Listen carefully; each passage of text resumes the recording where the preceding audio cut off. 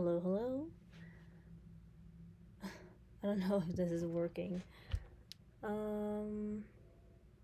see. Okay, it looks like I am live. I'm streaming from my computer today. Channel, I guess.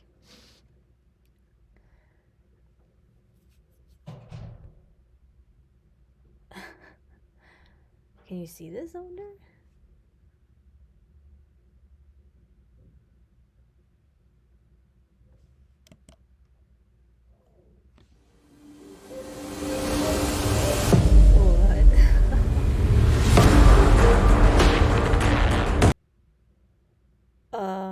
Okay. I don't know. So I'm trying out OBS, but I don't know if it's working. So I'm just switching between the these scene things and just seeing what it looks like. Okay.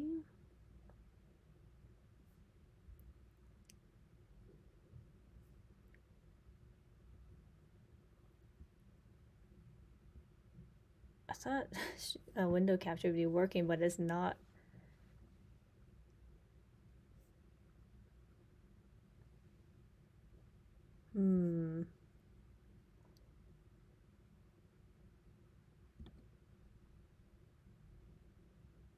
What's this?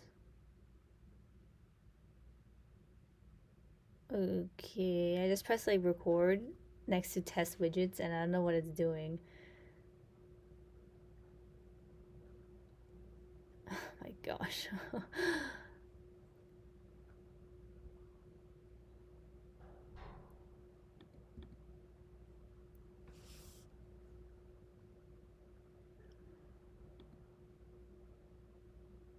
What is this?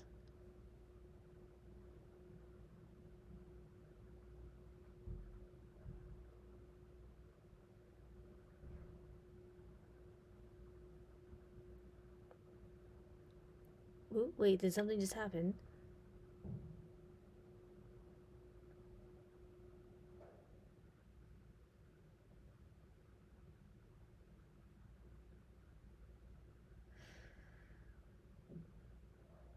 What's this?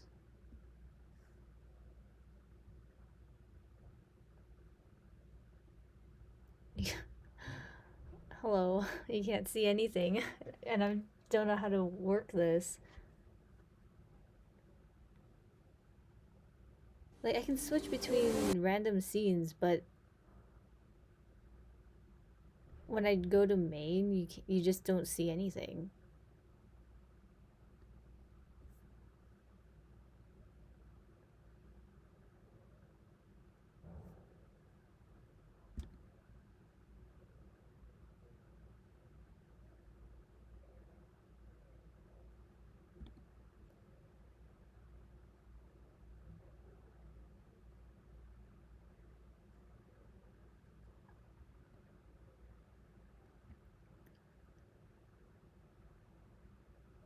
What does this do? How do I do this?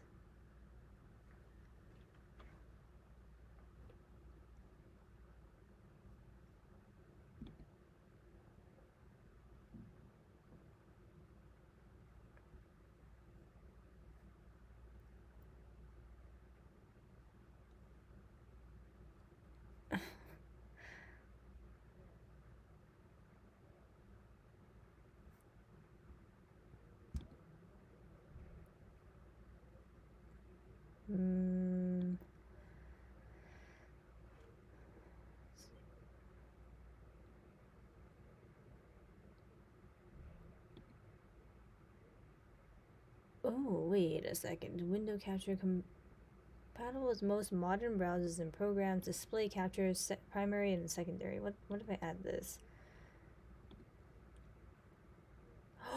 Did I figure it out?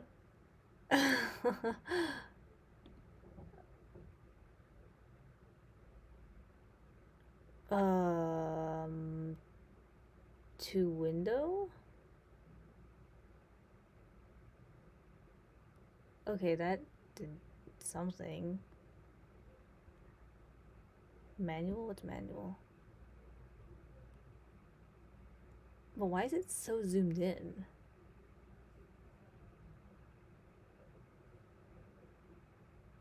Oh my gosh.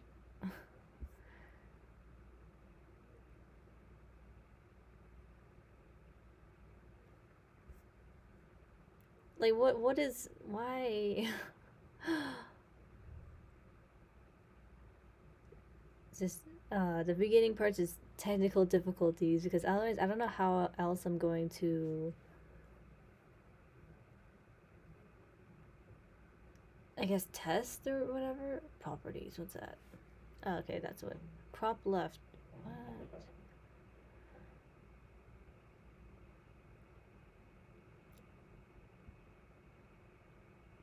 What does that mean? Doesn't do anything?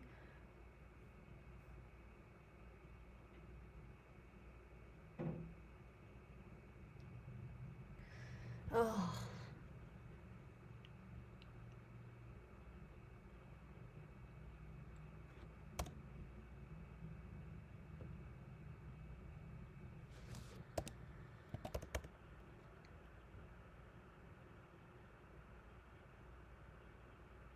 What?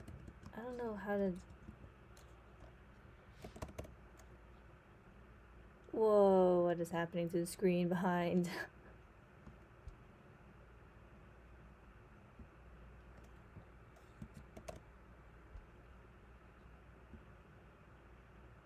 I don't know if this is making it better or not.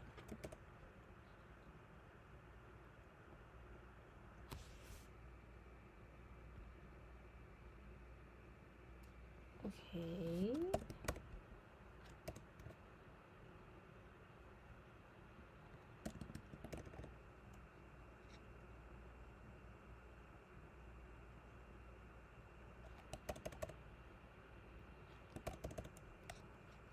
Whoa, why is it upside down now? What is happening? Don't...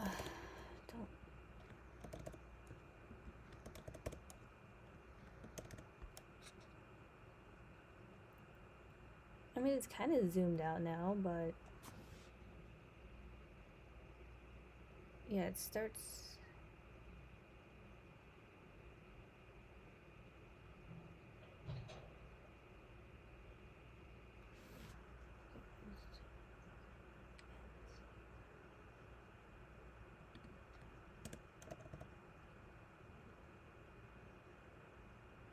Okay, so the bigger the number, it looks like the more zoomed in it is.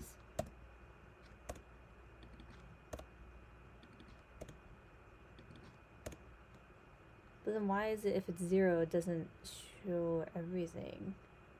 Oh wait, does it show? Is it showing everything? No, it's not.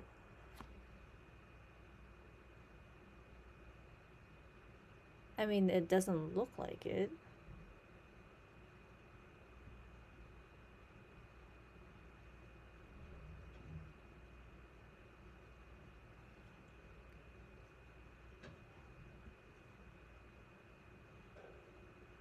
Because you only see...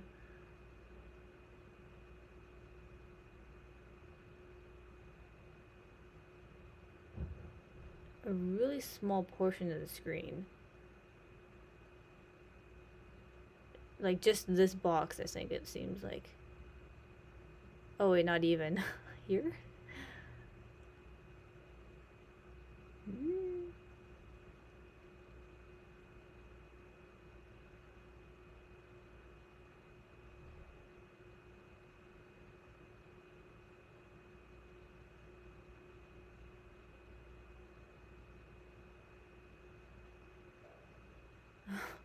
I'm like just trying to figure out... Okay, so it looks like it ends about here.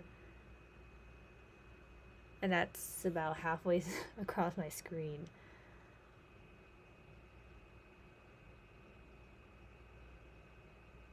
Okay, this is like 1/4 of it. So I don't know how to fix that.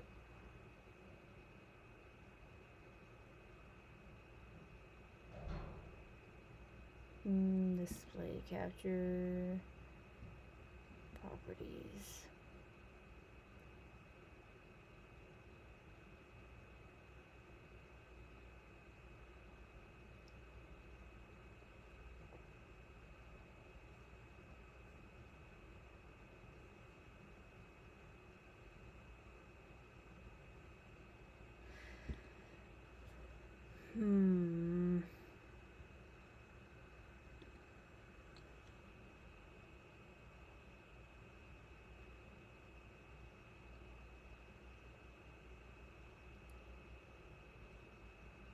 Like, I thought if it would be to display, it just has the whole screen, but it's not.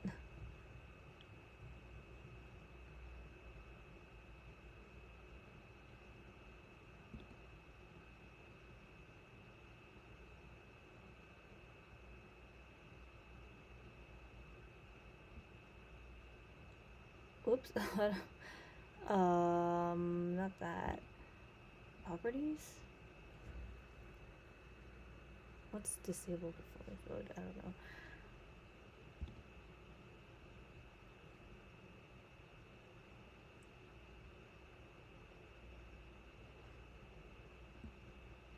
Okay.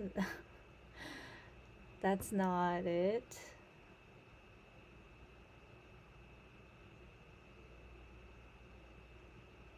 Cursor? Okay, it just zooms way in. That's not it either.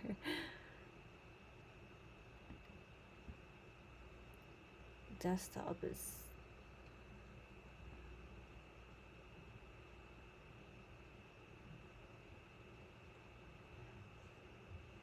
Oh my gosh, I don't know. I have to ask someone else.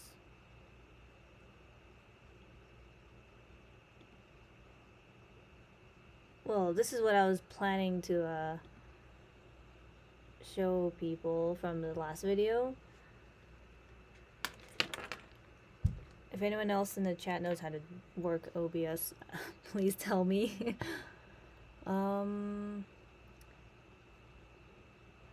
Okay. Let's zoom in maybe.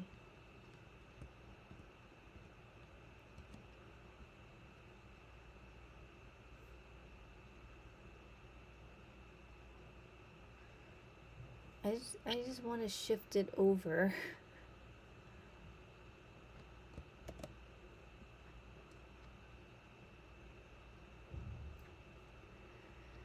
Why do I always seem to have tech troubles?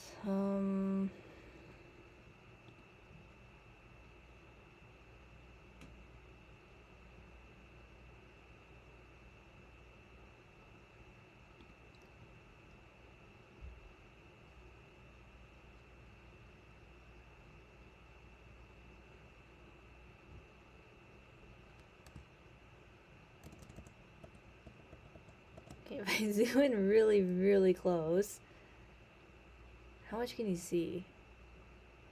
Basically nothing. Okay.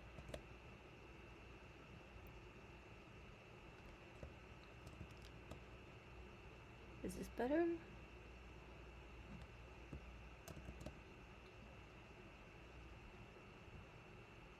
Oh, and then it just shifts to this.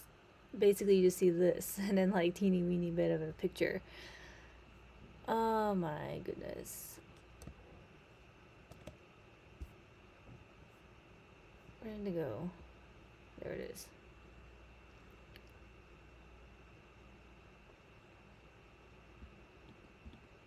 What if I do this? What is this?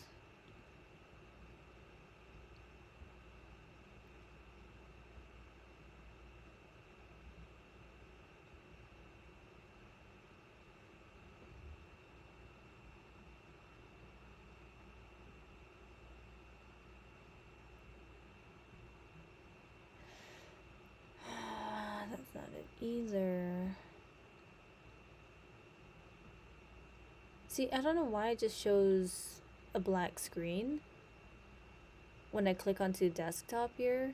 Like if I click onto like clock, it would adjust. Okay, that's also black for some reason on window capture. But if I do display capture, I don't know what the difference is. Then it shows like actually, you know, what I see on my screen. Like, and you actually, and if you pay attention to, you know, what's happening right here, you can see my mouse, and then you can see like the chat box, which is actually, you know, and then you can see like the bar up here. And so this is like actually my whole screen here. But then on the stream, it's just a 1/4 of my actual screen. If that makes sense. And then if I click on clock, then it actually shows like just the time in the I guess in the top left and stuff. Or like battery. It also just appears there. It's like, okay, so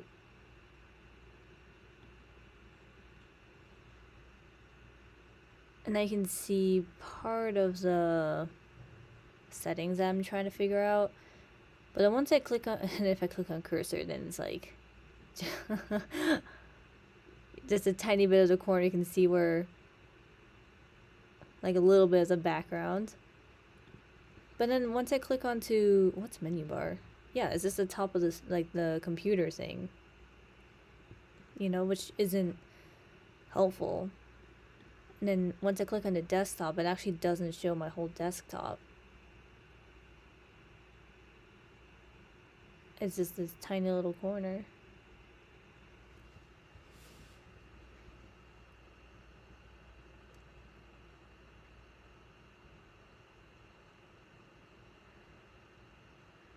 Oh, this is troublesome.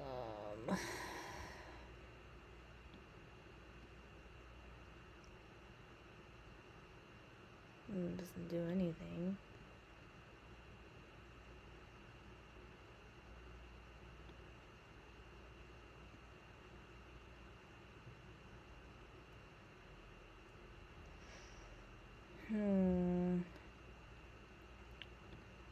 Okay, just delete this, I guess. Because that's not working.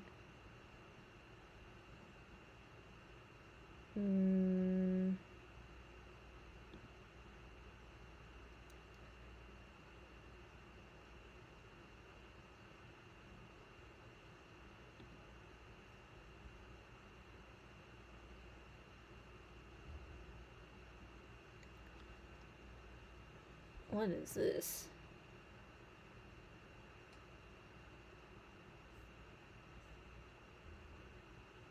I don't know.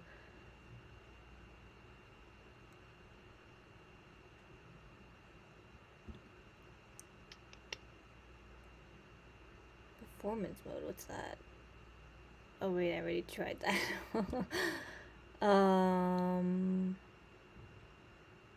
What's source projector?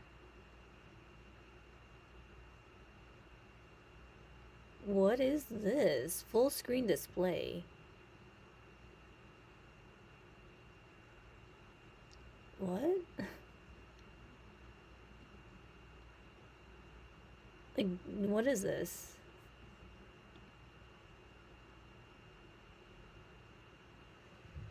Huh? Would this work? No, it's still the top right corner. Oh my gosh.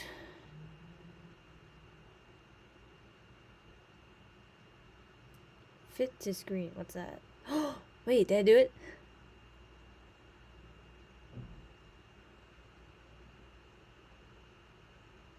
Is it working?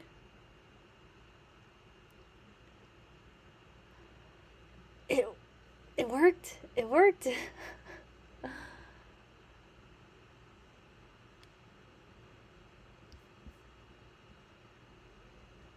Okay, I think it's finally working. Whatever I just did.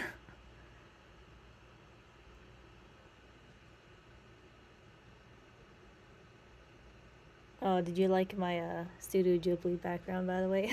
The little glance of it. Okay, so we can finally get started.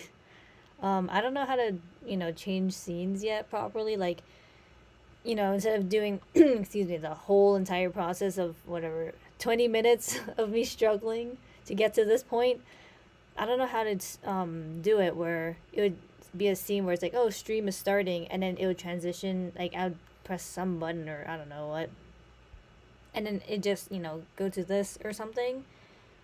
I don't know how to do that yet. I have to ask. I have to somehow find a tutorial or ask someone. So last time I was talking about weapon ascensions and a lot of geological formations. So first part, maybe like help visualize and stuff. I was talking about weapon ascension looks. So the bell, yeah, turns a really pretty white, and then it turns black. Like, see how this is very dark black, and this is kind of like just a grayish, like the purplish gray. And then the blood stained is also really nice, transformation look, and it turns this bright red. With like kind of a silvery white sort of look. So, geological formations. I don't know if people find this interesting. I find it interesting. I think it might be kind of cool to see comparisons of in Genshin and then like real world. So I dug into my old class notes to kind of jog my memory of a lot of stuff.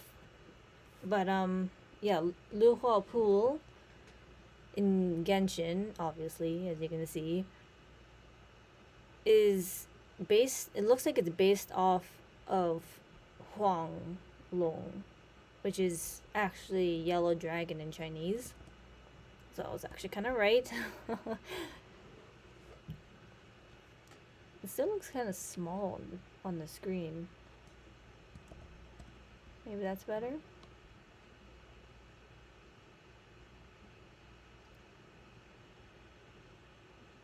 Yeah. So it's really pretty. Like, look at that. Like the blues and how of the water, and then just the rock wall and how it just kind of, I don't know. I don't know how these actually form. I just know that it's actually like it's an actual land formation. So I was also talking about hot springs. So I knew it. There's a hot spring in New Zealand called Devil's Bath. And yeah, so it's boiling water. You wouldn't want to go in there. And then the reason why it's green is all the sulfur that's dissolved into the water. So there's a lot of hot springs where, it's crazy, like, bright colors. Oh, it's kind of cold.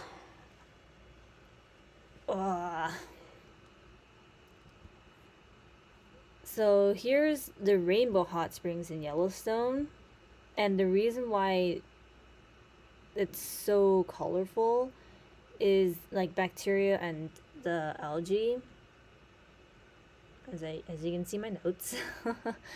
So I was also talking about the extremophiles. So the bacteria and the algae that live in hot springs are extremophiles because these are really hot water temperatures. And yeah, so they're able to survive and have these colors. So it looks really nice, right? There's also the basalt pillars in Liyue that you see a lot, right? Like, doesn't this look very familiar? Like the columns and just like the hexagonal shapes and everything. So I did a little research as well because I forgot a lot, I feel like. But basalt is basically a type of lava, and then when it cooled, it cracked and formed the hexagonal like pillars that you see. So it's just how it kind of cooled and cracked, and that's how it formed. So that's pretty cool.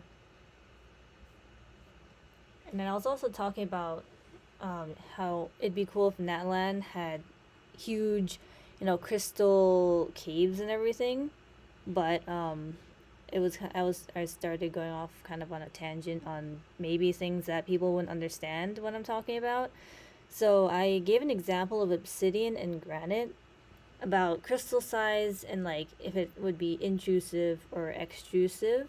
So obsidian, if any parents, suddenly peek at your screen, it looks very kind of educational. But obsidian, it's an extrusive, like it's lava that was. I also talked last time the difference between lava and magma.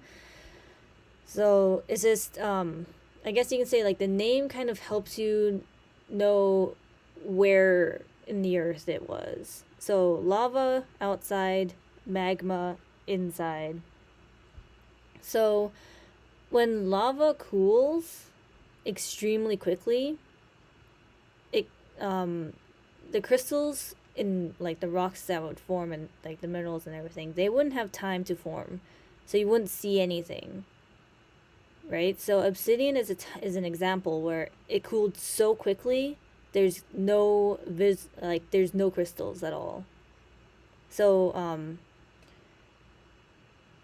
it's kind of very when you look at rocks and minerals and things like that, it's kind of objective because you'd be like, it's very visually like descriptive, but people have different kind of ideas of what it looks like, I guess you can say. I mean, that's like a topic for another day. It could be like, oh, it looks, glossy or whatever, and like, oh, it's glassy, and it's like, kind of hard to describe. I mean, there kind of is sort of universal. Like this would be glassy. You'd say this is like a glassy, I guess, texture because it's very smooth. But like certain rocks, it's like it gets more difficult. But yeah, so obsidian, it was cooled like super quickly that there's no crystals at all. And then compared to granite, granite is intrusive, so it cooled inside, and it so it's magma, right? And you can like when you pick up a piece of granite, you can see the crystals. Like here's crystal chunk, like it's very visible to the naked eye, and then here's like another, and like here's like it's huge, right? Like yeah, you don't need like a magnifying glass, you don't need like a microscope or anything. Like you can just see it right there, like with your naked eye. And then I also talked about different colors of rocks, like how Inazuma is brown rocks, and then both Lyra and Mazda have gray rocks. So that can also help you determine what kind of source it was, like what kind of mineral it is. So granite, again, this is a picture I actually used in one of my papers in a different class, because so granite has different colors. Sometimes you can see like there's pinks and grays and blacks. Sometimes it's just like grays, whites and blacks. But that can tell you what kind of rocks it are. Oh yeah, textured. Texture. So it gets kind of difficult to memorize different vocabulary and like what it associates. But so it says phaneritic texture, and it says crystals are large enough to see without magnification, right? So granite has a phaneritic texture. Anyways, so feldspar is see here, it's like white or pink opaque rectangular prism shaped. So it's a type of mineral. So I think if there's, when you see granite and it's like white or pink colors, it's like, oh, it's feldspar. Well, quartz, usually rounded glassy grains, and I think it's usually quite kind of transparent and stuff. In white, like it looks, what it's pointing to, it looks quite clear, right? Or there's hornblende, which is the black grains. So if there's black in granite, you would know it's like hornblende, for example. and so on and so forth.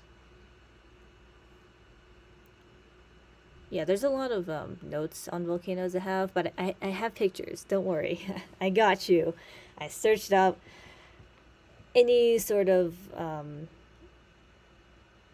pictures that would kind of help with visualizing what these are.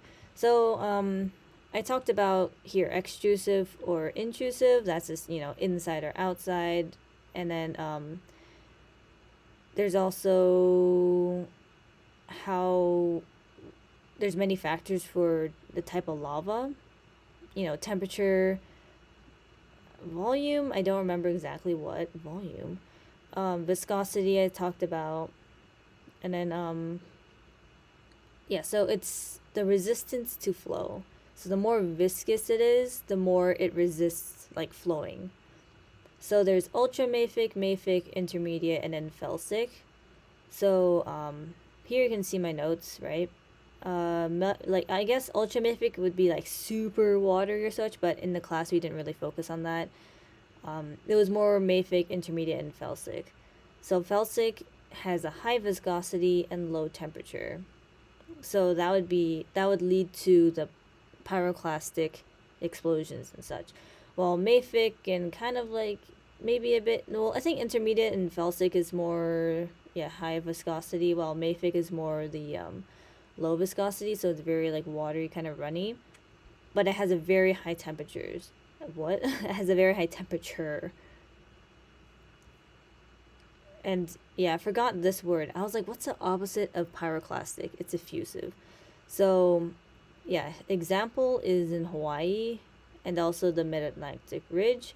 So it's basically like quiet because there's no boom explosion. It just kind of like leaks out of the volcano, so that's why it's quiet. Yeah, gentle eruptions. You mostly have to kind of worry about lava and stuff. So yeah, if it doesn't have a lot of silica in it, it's mafic usually, I think it was, but higher temperatures is like kind of the key. So here's a picture, and then there's, depending on what what type of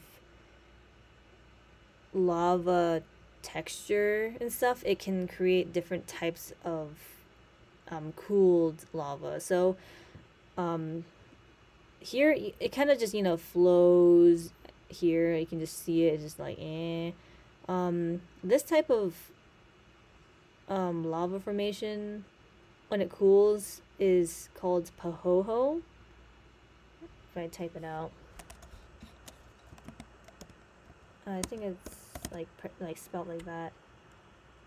So it basically means, I think it's a Hawaiian word, and it means like ropey. So it has these like kind of long sort of, like it just looks like rope, right? And then there's another type called A'a.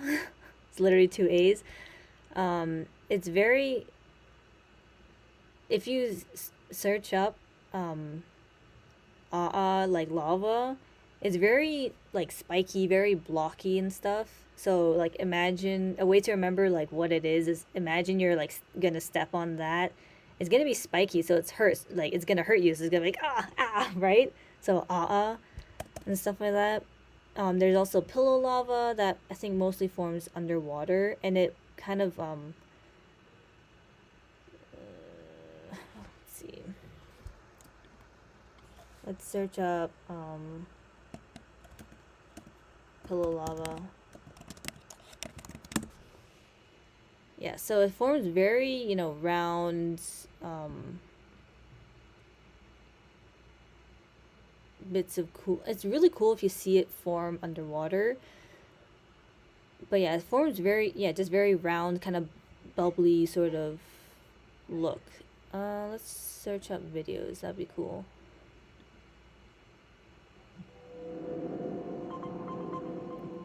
Let's see. Is there like a giant piece of ginger? Yes, it does. It looks like a giant piece of ginger. a giant piece of ginger? Oh, they don't have. Yeah, it's basically just drip. It's just already formed. That's not really what I'm looking for. maybe this one. Wow, it's very blurry. Okay. Okay, they're going. Here we are. Okay, so this is really, yeah. So as it comes out, it touches the surrounding cold water, so it would cool immediately, right? But then it would still kind of like poof out, and then that creates like each round bit of lava. See, like it just poofed out, and it just like keeps kind of poofing out, and like it touches the cold water and like cools, and it just keeps going. So that's really cool. The opposite of effusive is the pyroclastic. So this is, yeah, when you say, oh, there's been a volcanic eruption, I guess most people would think of the pyroclastic eruptions because they're very, very violent. And they have a lower lava temperature, but the viscosity is really high. Like, I guess the best way to kind of understand this is like if you have honey, you know how like if you cool it, it just kind of gets harder and harder, right? And it gets kind of more tacky, I guess, right? And then if you heat up honey, it just becomes more watery, right? So that's the same thing. So the more viscosity, like the higher the viscosity, the lower the temperature of the lava. Very good example that I talked about in the previous video is Mount St. Helens. Well, this is what a pyroclastic explosion, like or eruption, I mean, might look like. There's a lot of smoke, and it's just probably lots of rock and everything that's been blasted off into the sky. But here's a picture of what Mount St. Helens looks like. So you can see the remnants. This is what the after effect. Like, imagine it used to be a nice, mountain here, and then after eruption, it just blew off like the whole face of it. And then all of that rock, all of the snow and ice and everything that was on the mountain created the Lahar Flows, which is the cement like kind of run. The Lahars is basically mud flows, so it's just a combination of the ice and snow and everything that combined with the eruption of all the rock and lava combines, and then it flowed down and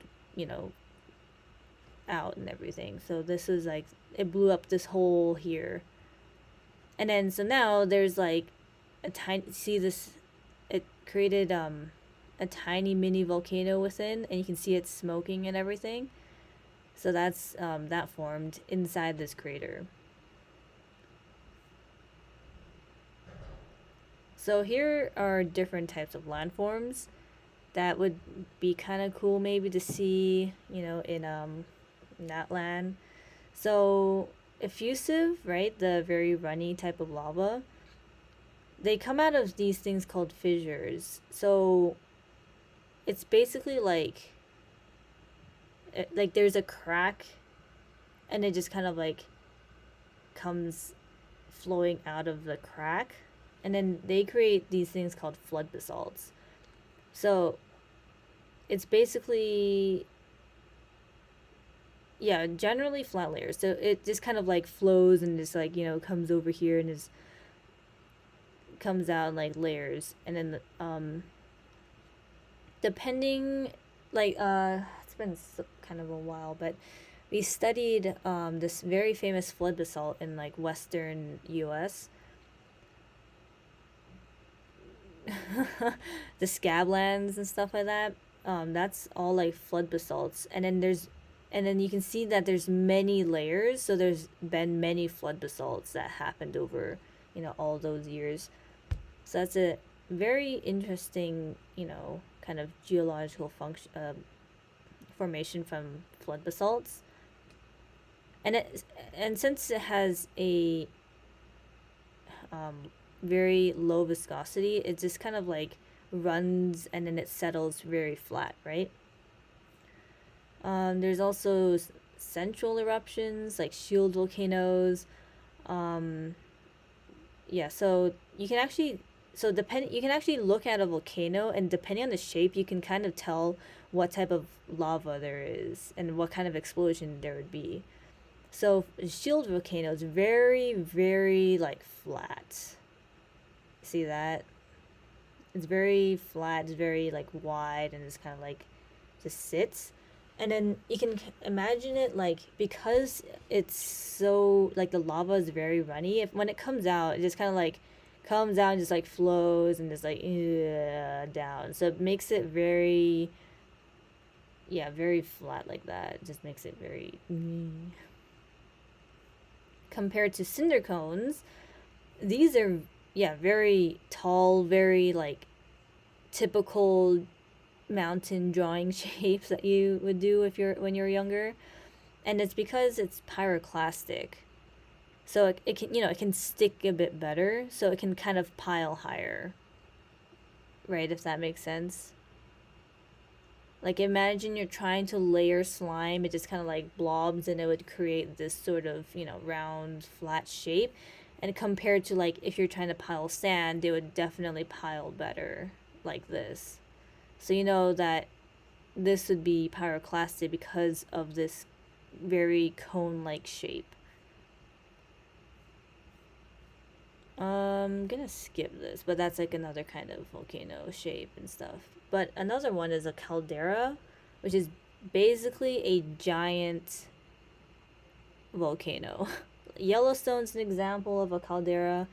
Like the whole of Yellowstone is basically just a crater of the volcano from before, but I couldn't find a good picture of it. Yeah, there's like tens of kilometers across. So this, I can't remember what photo I took this. I literally did this today. But it's just, see how giant that is, and that's just the crater. That's just like the top of the volcano, and like the rest of it's, you know, kind of gone, like eroded and everything. But like, see how big that is? So that's a caldera, or you know, non-technical term is like the super volcano. Apparently, not a lot of geologists like that. It's like, call it a caldera. Anyways, I also went on about rivers. So here is a meandering river, or a meandering stream, and yeah, see how it's very bendy. So when water like here, when water flows, as it gets around this like a bend, here you can kind of see, it slows down on the inner corners here, so then it deposits what they're carrying, while on the outside it has to flow faster to keep up, right? So as I was saying, imagine there's like a line, and then as the line tries to like keep in line to go around, the outside has to travel faster, right, than the inside. So the outside starts eroding the bend here, and then, you know, it deposits, and it's called a point bar. And then it erodes, and then it deposits and stuff. And then so eventually, after eroding and then depositing, it actually gets wider. And then you can see, like, after a while, it kind of erodes here. I can't remember what does it say. The valley, it gets widened after, as it keeps, you know, eroding here, depositing on the inside, and it's like, woo, and it just keeps getting wider and wider. And then it gets to a point where it kind of pinches itself off, and that's how it creates the Oxbow Lake. Because now it takes like too much energy to like go all the way here, and it eventually just kind of cuts itself off, and then it gets back, you know, smaller here, and it, you know, keeps going. So that's how Oxbow Lakes form. It's pretty cool. I never actually kind of like realized this until taking the class. So here's a real life picture. this is like the Amazon. So you can see, here's like the river, right? I can't quite tell, it's a little too far, but it kind of goes, you know, here, and it winds and it keeps going, right? Here's like the main river, but you can see parts, like you can, here's an Oxbow Lake. You can see that this is where the river used to go. It used to flow all the way here, you know, but then it eventually cut off because it's like, okay, too much energy there, and it's like cuts off, and then that's how an Oxbow Lake formed. And then here, I'm pretty I think that's a fire alarm. Well, I guess I have to go, but I'll continue later.